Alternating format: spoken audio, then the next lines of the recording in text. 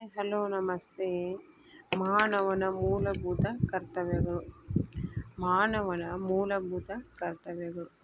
ಮೂಲಭೂತ ಹಕ್ಕುಗಳು ಮತ್ತು ಮೂಲಭೂತ ಕರ್ತವ್ಯಗಳು ಒಂದೇ ನಾಣ್ಯದ ಎರಡು ಮುಖಗಳಿದ್ದಂತೆ.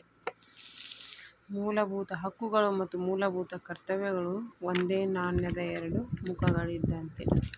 ಭಾರತೀಯ ಸಂವಿಧಾನ 11 ಮೂಲಭೂತ ಕರ್ತವ್ಯಗಳನ್ನು ಒಳಗೊಂಡಿದೆ. ಭಾರತೀಯ ಸಂವಿಧಾನ ಎಷ್ಟು ಮೂಲಭೂತ ಕರ್ತವ್ಯಗಳನ್ನು ಒಳಗೊಂಡಿದೆ? 11 ಮೂಲಭೂತ ಕರ್ತವ್ಯಗಳನ್ನು ಒಳಗೊಂಡಿದೆ.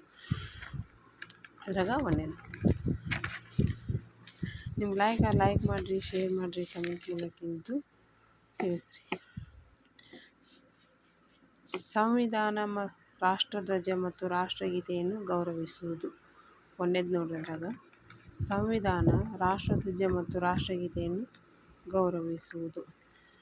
ಸ್ವತಂತ್ರ ಚಳುವಳಿಯ ಉನ್ನತ ಆದರ್ಶಗಳನ್ನು ಪಾಲಿಸುವುದು.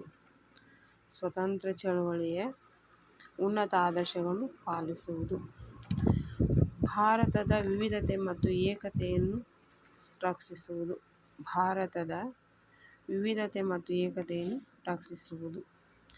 ದೇಶದ ರಕ್ಷಣೆಗೆ ಬದ್ಧರಾಗುವುದು. ಪ್ರತಿಯೊಬ್ಬ ಭಾರತೀಯ ಪ್ರಜೆಯೂ ದೇಶದ ರಕ್ಷಣೆಗೆ ಬದ್ಧರಾಗುವುದು.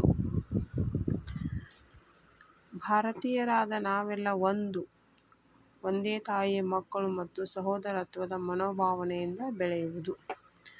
ಭಾರತೀಯರು ನಾವೆಲ್ಲರೂ ಒಂದು ಸಹೋದರತ್ವದ ಭಾವನೆಯಿಂದ ಬೆಳೆಯುವುದು. ನಮ್ಮ ಶ್ರೀಮಂತ ಸಂಸ್ಕೃತಿ ಪರಂಪರೆಯನ್ನು ಹಾಗೂ ಐತಿಹಾಸಿಕ ಸ್ಮಾರಕಗಳನ್ನು ರಕ್ಷಿಸುವುದು. ಸಂಸ್ಕೃತಿ ಪರಂಪರೆ ಮತ್ತು ಐತಿಹಾಸಿಕ ಸ್ಮಾರಕಗಳನ್ನು ರಕ್ಷಿಸುವುದು. ಪ್ರಾಕೃತಿಕ ಪರಿಸರವನ್ನು ಸಂರಕ್ಷಿಸಿ ಅಭಿವೃದ್ಧಿಪಡಿಸುವುದು. ಪ್ರಾಕೃತಿಕ ಪರಿಸರವನ್ನು ಸಂರಕ್ಷಿಸಿ ಅಭಿವೃದ್ಧಿಪಡಿಸುವುದು. ವೈಚಾರಿಕ ಮನೋಭಾವ ಮತ್ತು ವೈಚಾರಿಕತೆಯನ್ನು ಬೆಳೆಸುವುದು. ವೈಚಾರಿಕತೆ ಮತ್ತು ವೈಚಾರಿಕ ಮನೋಭಾವವನ್ನು ಬೆಳೆಸುವುದು. ವೈಜ್ಞಾನಿಕ ಮನೋಭಾವ ಮತ್ತು ವೈಚಾರಿಕತೆಯನ್ನು ಬೆಳೆಸುವುದು.